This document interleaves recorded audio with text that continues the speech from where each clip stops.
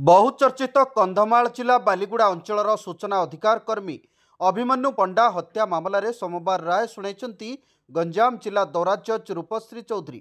ଏହି ମାମଲାରେ 6 ଜଣ ଅଭିଯୁକ୍ତଙ୍କୁ ଦୋଷୀ ସାବ୍ୟସ୍ତ କରି ଆଜୀବନ କାରାଦଣ୍ଡାଦେଶ ଶୁଣାଇଛନ୍ତି ଅଦାଲତ। 2 ଜଣ କୋର୍ଟରେ ଅନୁପସ୍ଥିତ ରହିଥିବାରୁ ସେମାନଙ୍କ ବିରୋଧରେ ୱାରେଣ୍ଟ ଜାରି କରିଛନ୍ତି କୋର୍ଟ। ଟାଉନ୍ ଥାନା ଅଧିକାରୀ ସୌଭାଗ୍ୟ କୁମାର ସ୍ୱାଇଁ ଏକ ସ୍ୱତନ୍ତ୍ର ଟିମ୍ 4 ଜଣ ଅଭିଯୁକ୍ତଙ୍କୁ କଡ଼ା ସୁରକ୍ଷାରେ କୋର୍ଟରେ ହାଜର କରିଥିଲେ। 2019 ମସିହା ଡିସେମ୍ବର 10 ତାରିଖରେ କନ୍ଧମାଳ ଜିଲ୍ଲା ବାଲିଗୁଡ଼ାରେ ବହୁଚର୍ଚ୍ଚିତ ସୂଚନା ଅଧିକାରୀ କର୍ମୀ ଅଭିମନ୍ୟୁ ପଣ୍ଡା ହତ୍ୟା ମାମଲାର ଚୂଡ଼ାନ୍ତ ରାୟ ଆଜି ଆମର ଗଞ୍ଜାମ ଜିଲ୍ଲା ଦୌରା ଜଜ୍ ଶ୍ରୀମତୀ ରୂପଶ୍ରୀ ଚୌଧୁରୀ କୋର୍ଟରେ ଆଜି ବିଚାର କରାଯାଇ ତାର ଚୂଡ଼ାନ୍ତ ରାୟ ପ୍ରକାଶ ପାଇଛି। ସେଥିରେ जो मुदाला माने थिले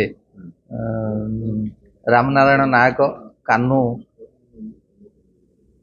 कानुचरण साहू, के विश्वजित पात्र, एस बालाजी आचार्य, रासबिहारी दास, बबुल मुनि, ये 6 जन को प्रमाण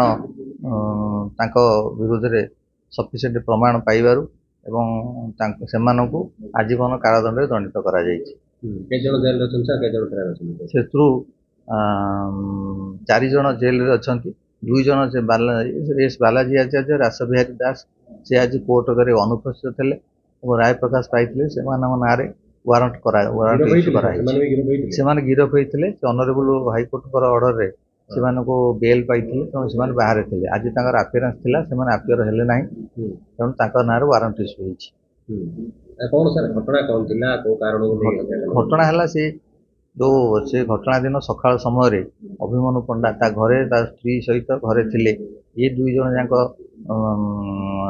रामनारायण और जो कान्हू साहू ये 2 जन गोटे मोटरसाइकेल घर को जाइए खोजाखोजी करते मिसेस को पचारे छबिराणी पंडा जे तार मिसेस 7 नंबर साक्षी सी कहला से बगीचार बुलूं एवं सी तापर से पचारि पचारिया तमें कहीं से मंदिर जगन्नाथ मंदिर कथार कहीं मुंड फुरुच कहीकि से गोटे बंधुक बाहर रामनारायण गोली फायरिंग कला छाती जो फायरिंग कला से अभिमन्यु पंडार मृत्यु घटला।